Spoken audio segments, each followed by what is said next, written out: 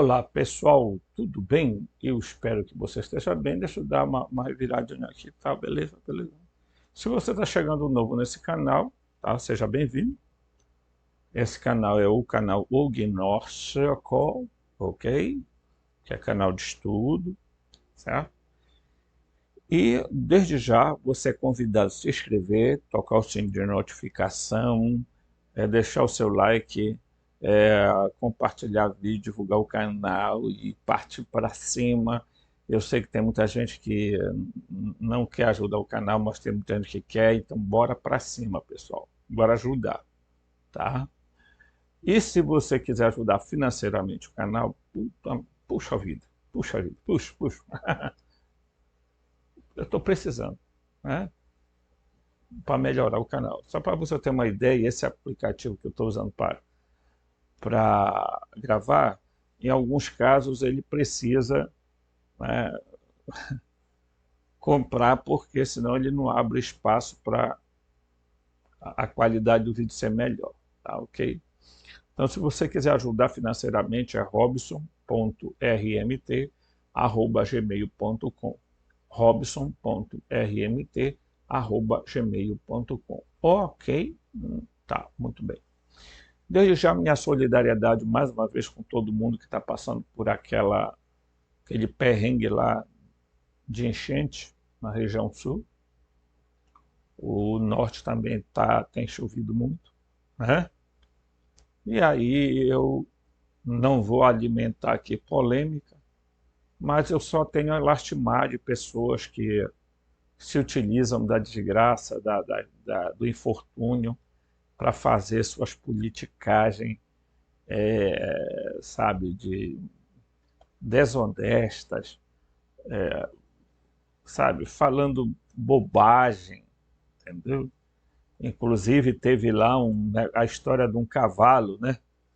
Para salvar o cavalo, aí criticaram o governo porque estava demorando a salvar o cavalo. Aí quando o cavalo salvaram o cavalo, criticaram o governo porque tem tanta criancinha, tanta não sei o quê.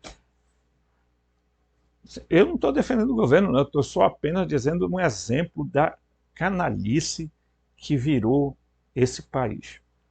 E que tem um monte de gente que se intitula religioso, gnóstico, teosófico e não sei o que cacete mais, mas que fica falando e espalhando mentira nas redes sociais. Você devia ter vergonha na sua cara, porque gente mentiroso não merece outra coisa senão desprezo. Tá? Muito bem. Então, vamos dar seguimento ao nosso conteúdo, né? E aí, eu, particularmente, né, quero continuar falando sobre gnose, né, tá? Eu tinha escrito um conteúdo bem aqui, tá? Mas não tem muito a ver com o que a gente vai abordar aqui. E eu estou olhando aqui o condômetro, porque esse aplicativo, por exemplo, deu de quando dá 5 minutos, já foi. Por quê? Porque ele atualizou, tá? E aí, para você usar o aplicativo, você tem que, né, infelizmente, pagar para ter 4K, entendeu? Qualidade de 4K. E eu não quero baixar aplicativos mais aqui nesse Note, pessoal, que o espaço vai embora, aí ele fica lento, enfim, um monte de coisa, tá certo? Ok? Muito bem.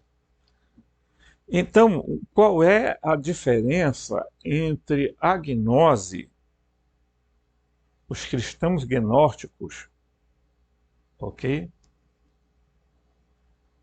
E os cristãos ortodoxos?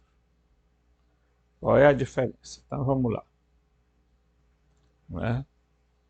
Se você vê, puxa, apagar aí, é porque eu estou olhando aqui, ó, se der 5 minutos, tá? e apagar é, lamentavelmente, o aplicativo, ó, tá? O aplicativo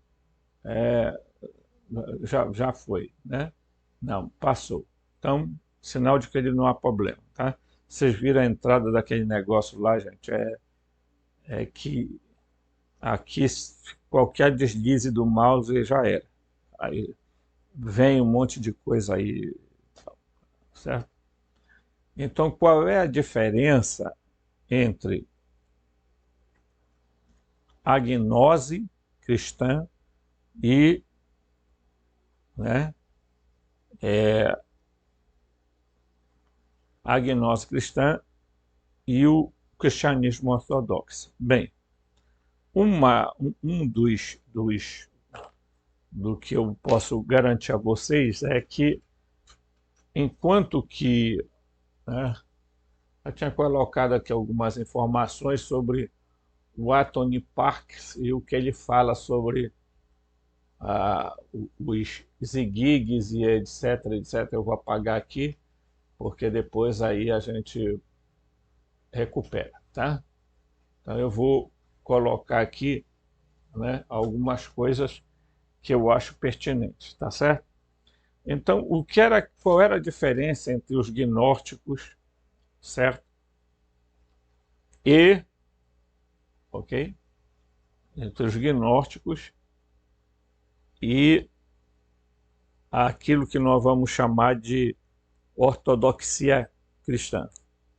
É porque um defendia que a salvação vinha por fé e obras. Os evangélicos divergiu que vinha por fé e graça. Ok? Agora, os gnósticos diziam que vinha pelo conhecimento. Ok? Entenderam? Há uma diferença substancial entre salvação pela fé e salvação pelo conhecimento, pela gnose. Tá? Esse é um ponto importante. E eu até vou agora aqui dar uma diminuída, mas eu vou voltar aqui um trechinho aqui em cima para mostrar um negócio aqui, que é muito interessante, que vai ser dito aqui, entendeu? Né?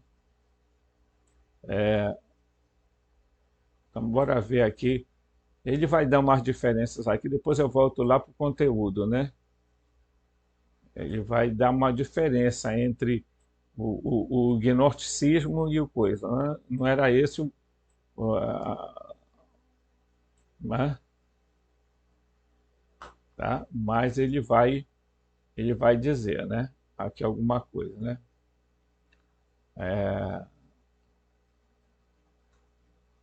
Então ele vai dizer assim, o, o,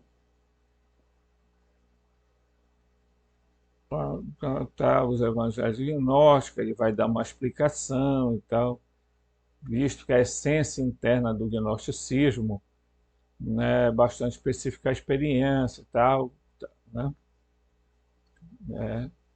Então ele vai dizer,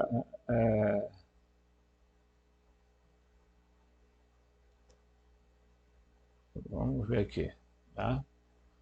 O termo gnósticos, que significa gnóstico, conhecedor, era usado com pouca frequência nos primeiros séculos, né?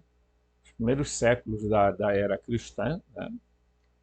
Primeiros séculos, ok? Certo? E a maioria se autodenominava simplesmente cristã, embora também existissem escolas não cristãs de gnose, conhecidas como hermetismo, mas nada tem a ver com os gnósticos cristãos. Tá?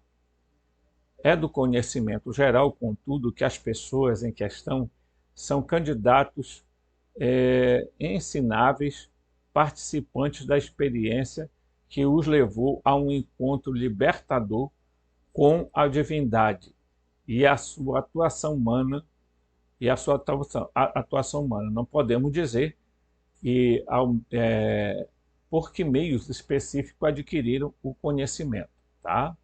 Então ele vai dizer aqui, né? As religiões monoteístas, e isso aqui é importante, tá? Ele vai citar bem aqui, ó, as religiões monoteístas, judaísmo, cristianismo, islamismo, em sua essência deram grande ênfase à fé, olha aqui, ó. Grande ênfase à fé. Eu acredito. Então deram importância ao credo, certo? E a principal confirmação da maioria das consciências religiosas comuns. Em contraste, a mente gnóstica luta e finalmente alcança o seu objetivo, não pela fé, mas pela essência interior do conhecimento que a liberta do inconsciente e, em última análise, tá, pessoal? Tá? Análise, que é negar essa ideia, que é um negócio fora do comum. Análise, né, a leva para além da avaliação da própria existência. É muito provável que esse estado tenha uma grande vantagem sobre a fé ou a crença. William James, o grande psicólogo filosófico americano, observou que a fé, para a maioria das pessoas, significa acreditar, tá? Significa acreditar na fé de outras pessoas, ok?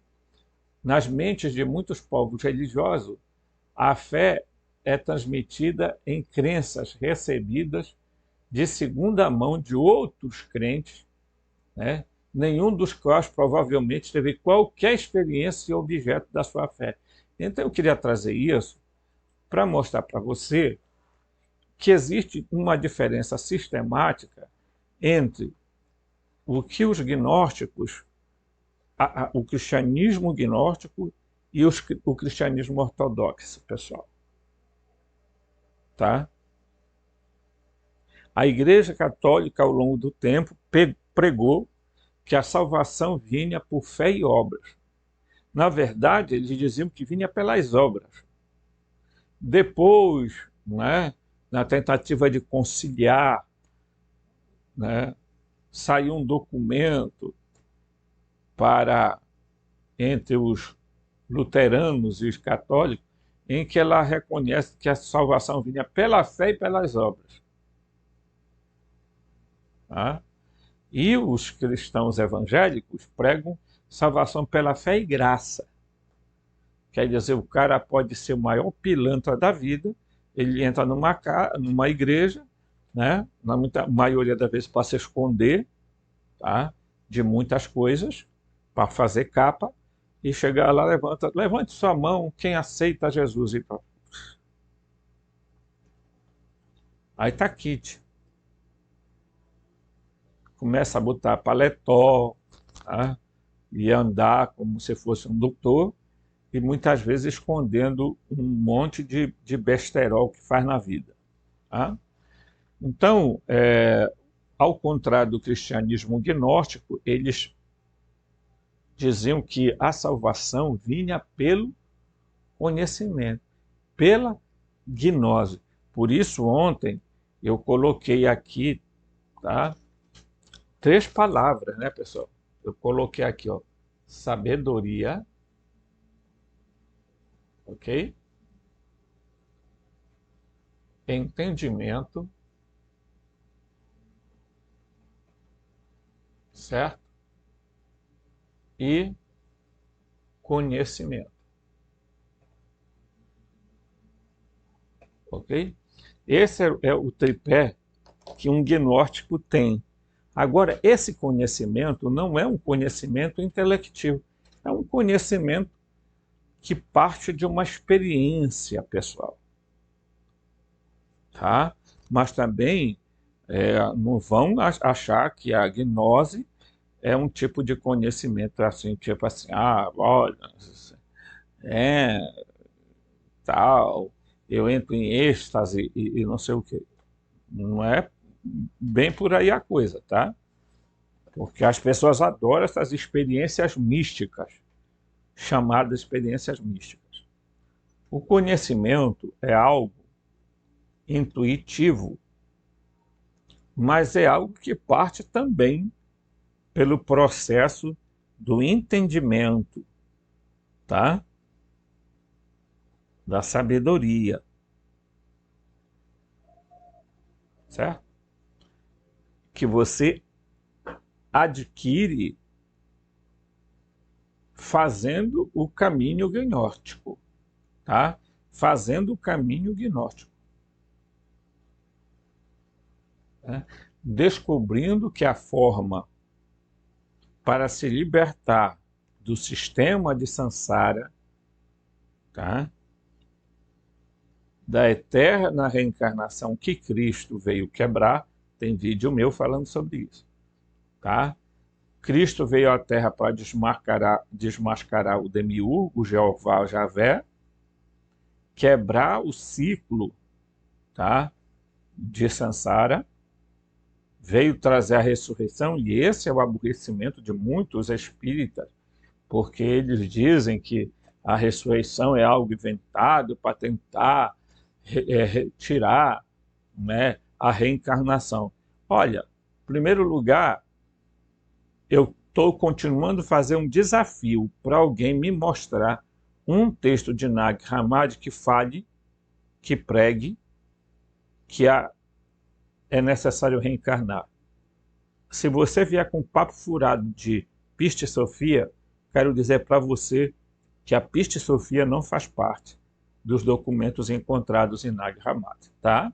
Então, não venha com essa conversa, porque tem um monte de gente por aí que, inclusive, se denominam marcionitas, etc. e tal, e que creem na reencarnação, tá? E pregam isso, tá? Provavelmente vão criar uma igreja, mais uma, né, para fazer tanta coisa e falar tanta coisa, ok? Então é preciso a gente entender essas diferenças. O gnosticismo, oficialmente, tá, lá dos tempos de Jesus, não pregou reencarnação, ao contrário, pregou que Jesus veio a este mundo para exatamente quebrar esse domínio da chamada roda de samsara. Tá? Por quê? Porque aonde é que está, por que que existe o conceito de reencarnação? Porque existe um outro conceito errado. Errado. Volto a dizer, errado. Não venha fazer comentário e dizer, tá. Esse conceito de alma imortal, tá? Platônica,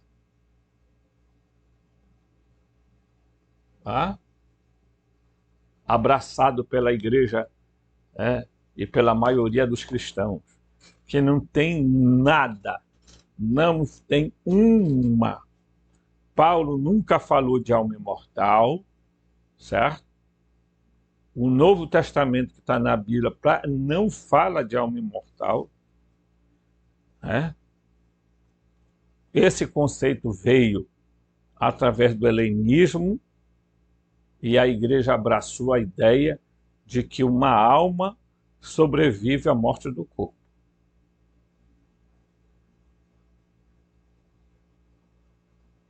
Se opondo inteiramente à ressurreição dos mortos.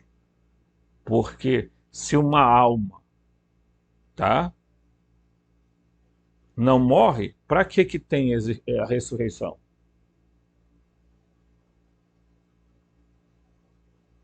Para que existe a ressurreição?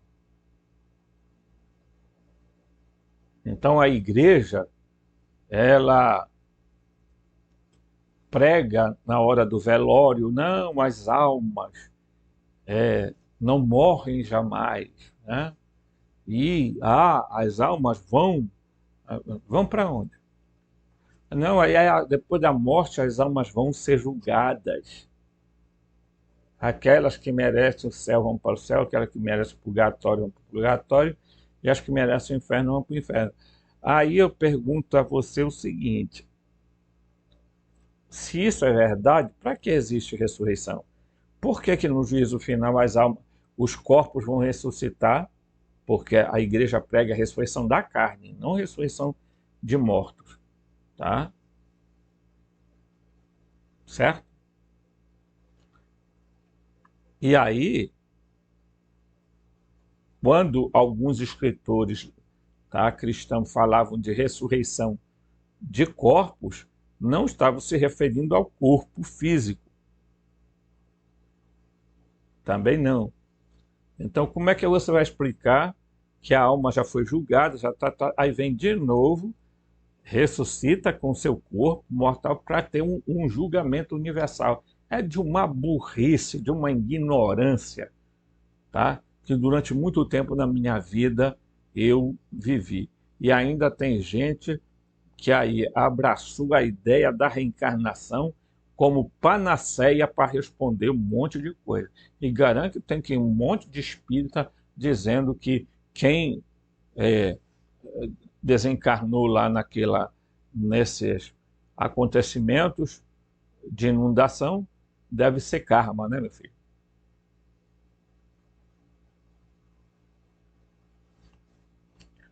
Alguns precisam ter vergonha na cara, sabe, gente?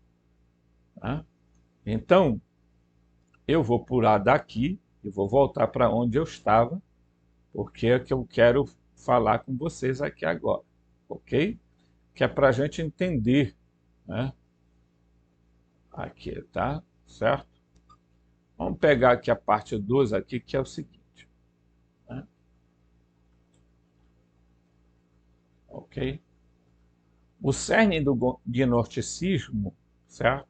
O cerne, tá? Capítulo 2.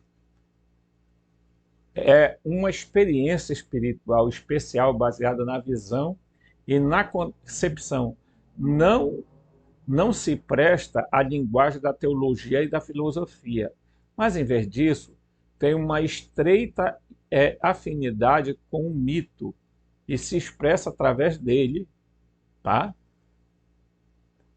Nesse contexto, o termo mito não significa histórias que não correspondem à realidade, mas a histórias que contêm verdades de uma ordem diferente dos dogmas teológicos e das teorias da filosofia. Os mitos eram altamente reverenciados no mundo antigo, embora tenham caído em desrespeito no século XIX e no início do século XX. Estão cada vez mais representados no dia de hoje. Tá? Um pequeno renascimento mítico ocorreu nas últimas décadas do século XX, grande parte com a ajuda do Carl Jung, né? Carl Jung, ou como queiram chamar. Mircea Eliade e Joseph Campbell.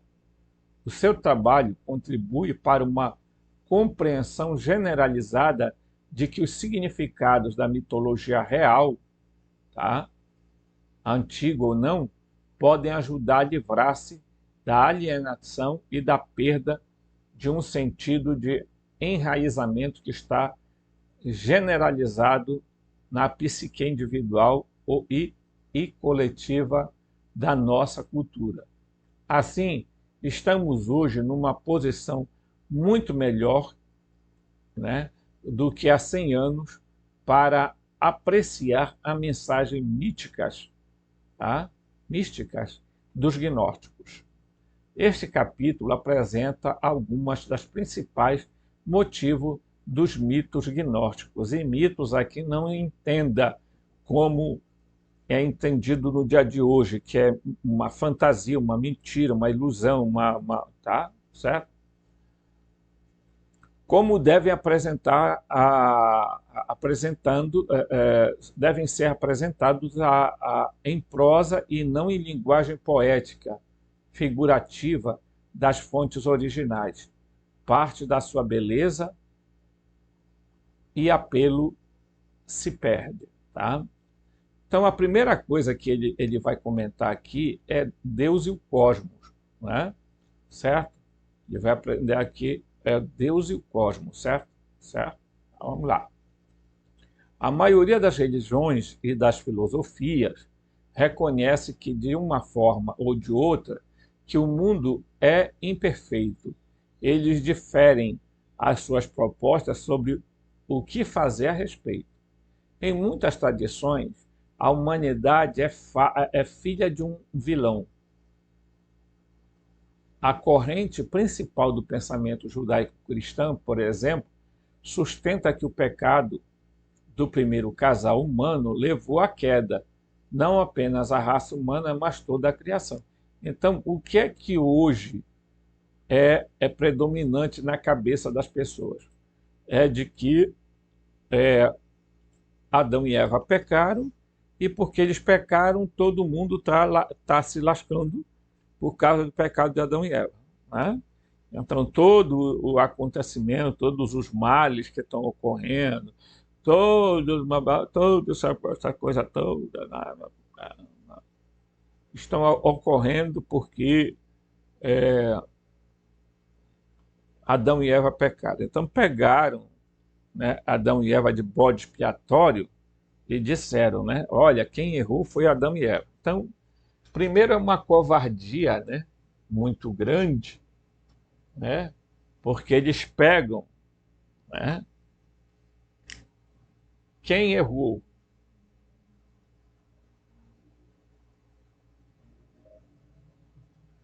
Tá? Quem errou? De maneira atenuante, quem errou foi a Sofia, primeiro, né? Certo? Depois, o demiurgo que criou esse sistema mal, certo? Mas aí a igreja resolveu pegar e dizer que quem tinha cometido o erro foi Adão e Eva. Aí vem todo o desenvolvimento da crença do pecado original. Por isso tem que batizar o filho criança, tem que levar ao batismo, porque senão não apaga o pecado original, o pecado das origens, tudo. Quem desenvolveu essa tese foi Agostinho, baseado nas ideias platônicas, né? Então, né? Aí o culpado é Adão e Eva. Não, o culpado foi o Deus que criou a matéria e criou aqui a. Aí é discutível se criou os humanos ou não, ou se apenas fez uma intervenção em alguns humanos, que era o que tinha aqui atrás, o que o Anthony Parks fala, né? Que ele diz exatamente que os seres, ao chegarem aqui na Terra, eles, né, já encontraram humanos aqui. Agora, várias espécies do gênero Homo. Eles pegaram uma espécie e fizeram uma modificação genética, e aí essa modificação genética nesses seres humanos causou uma desgracença. Sabe por quê? Porque esse tal de Homo sapiens sapiens começou a matar os outros irmãos do gênero, tá? O que ninguém fala, né? Mas muitos neandertais, denisovas, tá? Enfim, foram mortos porque esse Homo sapiens, que tinha uma estrutura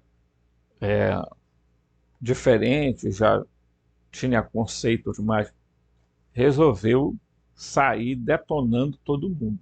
Tá? Então, é importante a gente entender isso. Né? Que por que nasce a ideia de que Adão e Eva pecaram, então, portanto, tudo que acontece no mundo é culpa da raça humana. Deus não tem nada a ver com isso. Deus é bonzinho, é compassivo, é misericordioso, é uma coisa maravilhosa. É só olhar o Antigo Testamento, de como ele era tão bom, tão generoso, que você vai ver o quanto ele é bom e generoso.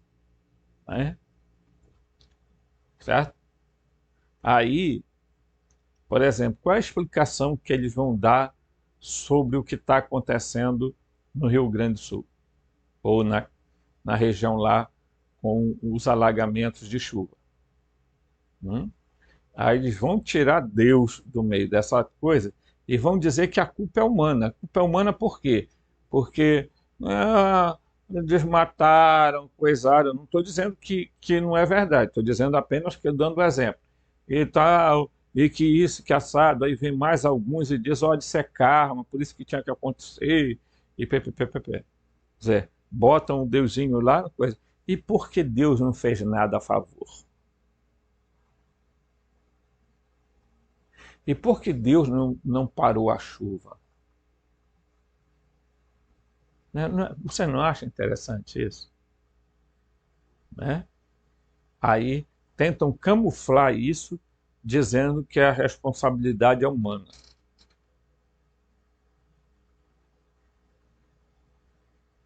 Prestem atenção.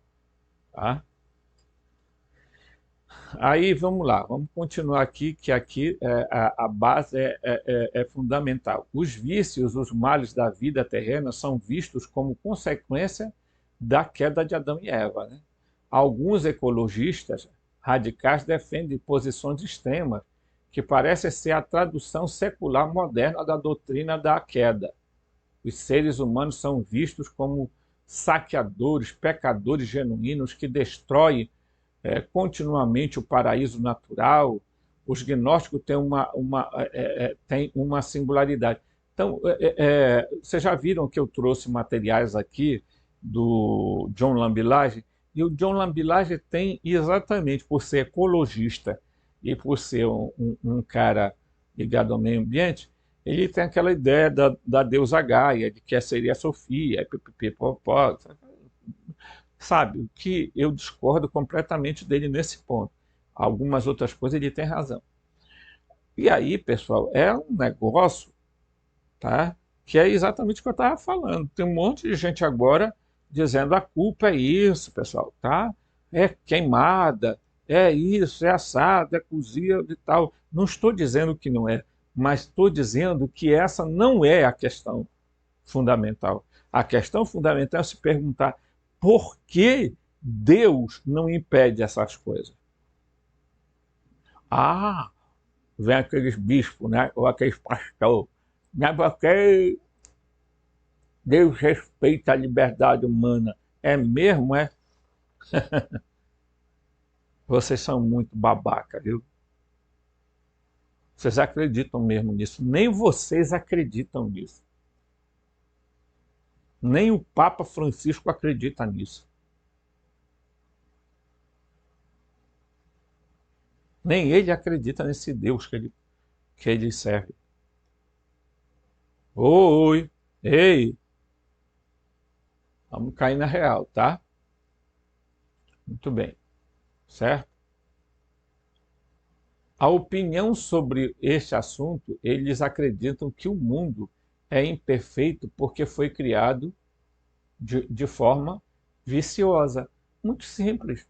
Gente, o que é mais fácil falar hoje para um ser humano? Gente, nós estamos vivendo nessas eras porque quem nos criou era um demente, um desequilibrado, tá? Que pegou a substância, o substrato da própria mãe, modelou o que nós temos hoje de chamar de matéria, e daí, meu amigo, ele sabe como é, né? E aí um demente cria a matéria toda desequilibrada, um universo desequilibrado, um monte de. O que é que tende a acontecer? Porcaria. Né? Então, essa é o X da questão. Então, quer ser gnóstico? Acabe com essa ideia de salvação pelas obras, de salvação pela fé, de salvação pela graça. Isso é uma mentira só.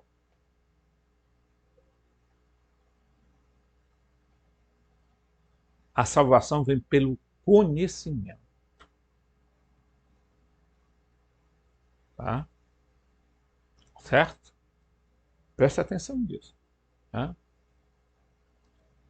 Vamos lá, voltar aqui. O gnosticismo começa com o reconhecimento de que a vida terrena é cheia de sofrimento e impermanência. Portanto, a vida terrena... Deixa eu aumentar aqui um pouquinho essa... Deixa eu trazer você para você ficar mais perto de mim. Não, mas aqui está demais grande também. Deixa eu diminuir um pouquinho. Aqui.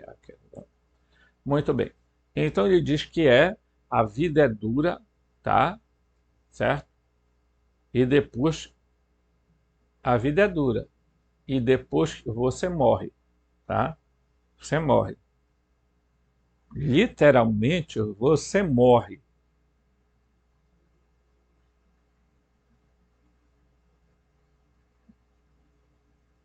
Tá?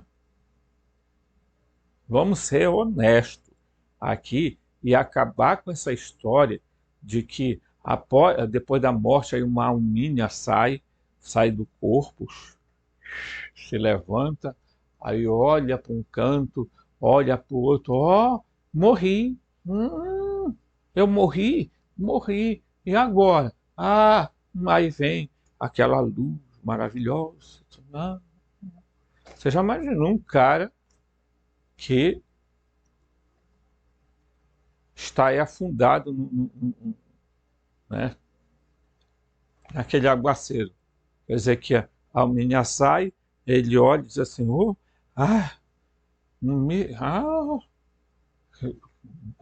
sai. Eu acho que algumas pessoas têm um estágio de loucura porque elas devem achar que a pessoa atravessa para o outro lado com uma calmaria, uma tranquilidade. Olha, né? Rezemos por essas almas, irmãos, né? Para que essas almas encontrem o conforto eterno e a luz perpétua brilhe sobre ela e encontre a paz. Tá?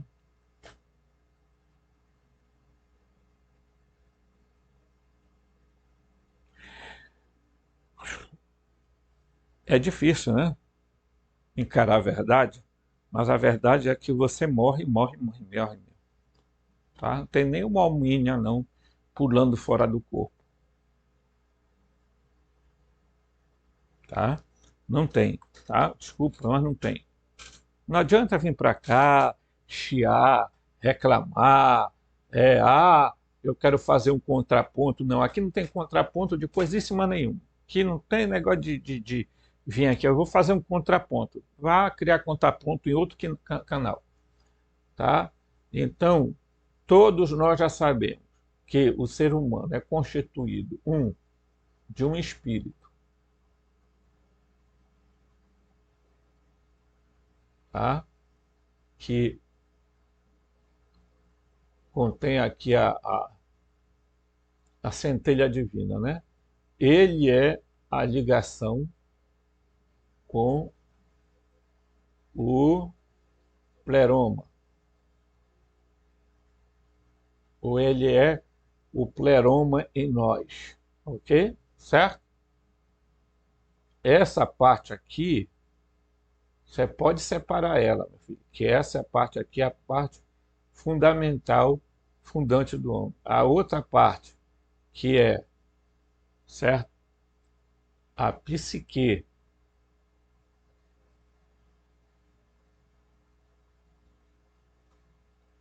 e a soma, que é o corpo, tá?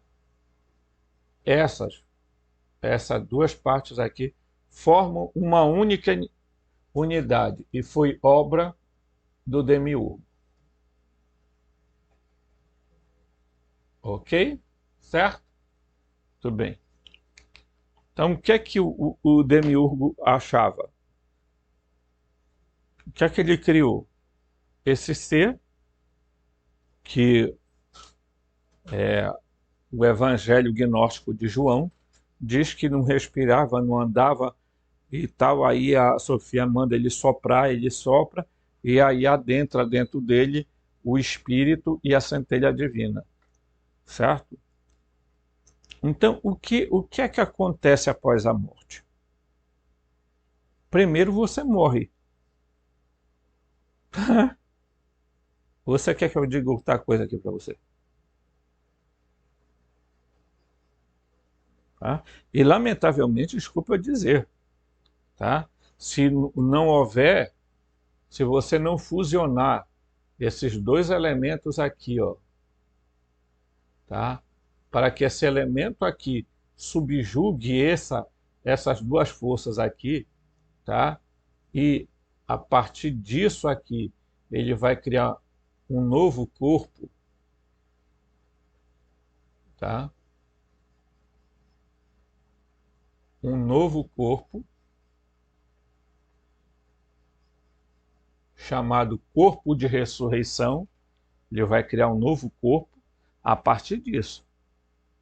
Se você não despertar, se você não fazer a fusão entre seu espírito e a centelha divina, o que é que vai acontecer? Vai acontecer, esses elementos aqui podem ficarem apagados em você, e você, quando morrer, não ter despertado o suficiente. Aí o que é que acontece? Isso aqui vai perecer, acabar. Ah, mas Robson,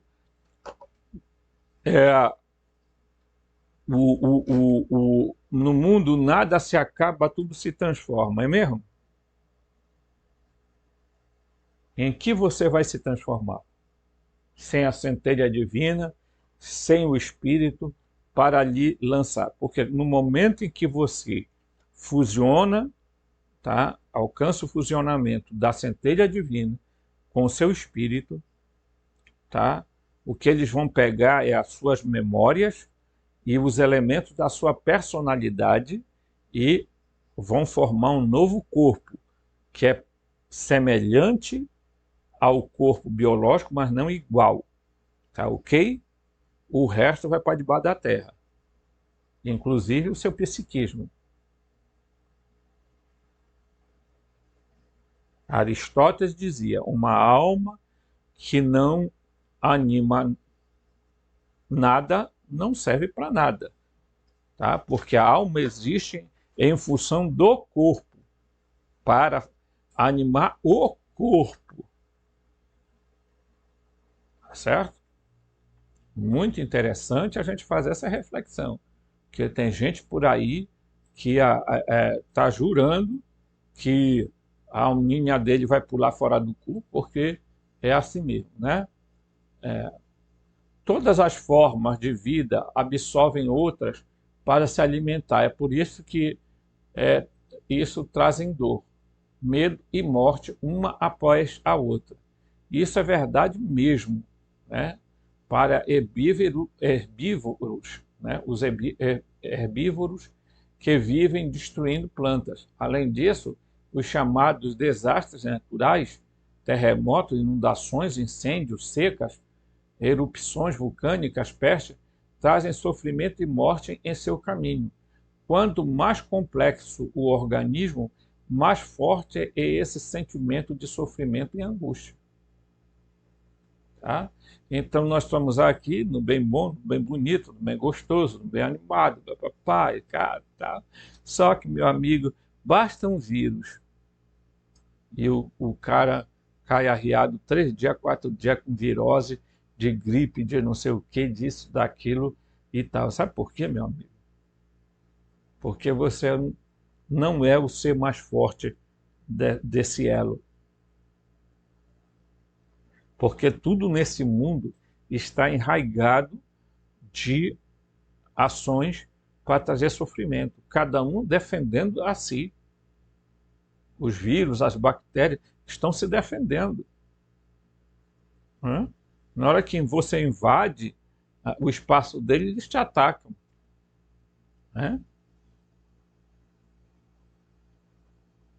E aí tudo isso que a gente vê no mundo. Nós vivemos num mundo autodestrutivo. Ou você tem alguma dúvida sobre isso? Hã? Certo? Então, muito bem. Aí, é, enfrentar estes fatos preocupantes, tá? De frente não é fácil. A maioria dos seres humanos tem uma forte necessidade psicológica de experimentar a vida como algo benéfico e potencialmente feliz. Os gnósticos, e em tese os budistas, são frequentemente vistos como pessimistas e odiadores do mundo devido à sua disposição de enfrentar o lado negro dele. Contudo, ambas as tradições sustentam que existe uma saída para o sofrimento e a ignorância, e que este caminho envolve as questões essenciais, tá? Uma mudança salutar na consciência. Então, o caminho para evitar o sofrimento é sair da ignorância. Até que uma pessoa eleve sua consciência além dos limites do mundo físico, ok? Para realidades espirituais mais elevadas, a escravização da alma pelas trevas, sejam trevas externas, o mundo físico ou o mundo da mente, continua. Para que o corpo e a mente, tá? Para que o corpo e a mente eram as grades de uma jaula na qual a alma, tá? A alma. Ele coloca aqui a alma ou espírito. Não, a alma é uma coisa e o espírito é outro. Não tem nada a ver uma coisa com outra. Isso é outra loucura que ao longo do tempo foram inventando. De que o homem é alma e corpo. Não, o homem é alma, o homem é corpo, alma e espírito. Tá? Permanecia como que presa. Quando o prisioneiro sai da jaula e voa para cima, há uma ascensão às esferas mais altas. Tá? As esferas mais altas que eu sempre falei aqui, né? As esferas dos arcontes. Tá? As esferas mais altas, onde se encontram um significado e uma felicidade mais elevados. Voar nessas áreas finalmente leva à realização do lar original da pessoa, a divindade, o encontro com o todo. Tá? Certo? Descrever os gnósticos como pessimista só terá sucesso se acreditarmos que os domínios físicos e psicológicos pessoais são as únicas realidades. Tá? Infelizmente, esta visão está subjacente em grande parte do pensamento secular da nossa cultura.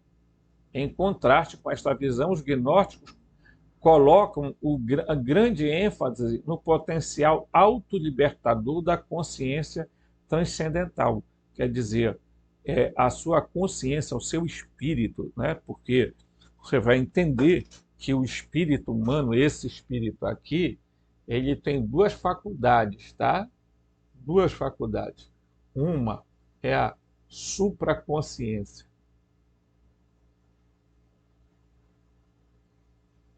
Certo? Ok? A supraconsciência. A outra é a consciência, que eu chamo de consciência intuitiva. Então, o espírito tem isso aqui, certo? Enquanto você não elevar, tá, essas a um potencial de despertamento, você vai ficar preso à sua psique, à sua função psicológica. Não é à toa que a maioria das doenças hoje brotam no espírito humano. Hã? No espírito humano. Ou melhor, na alma humana. Corrigindo, tá? Brotam na alma humana. E são transformados, transmitidas ao corpo. Por isso, doenças chamadas psicossomáticas. Ok?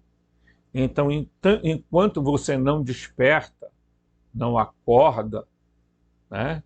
não coloca seu padrão, né?